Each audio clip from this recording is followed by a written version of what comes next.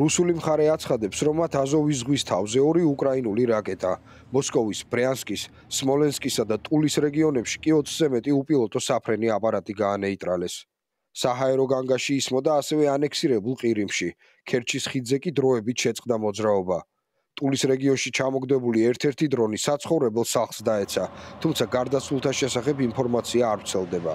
მუშაობა დროებით შეჩერდა ვნუკოვოსა და დომოდედოვოს აეროპორტებშიც.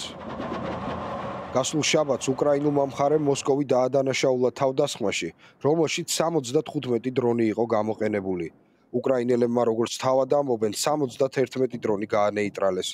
მათი თქმით, ეს ომის დაწყებიდან დრონებით განხორციელებული ერთ-ერთი ყველაზე მასშტაბური იერიში იყო.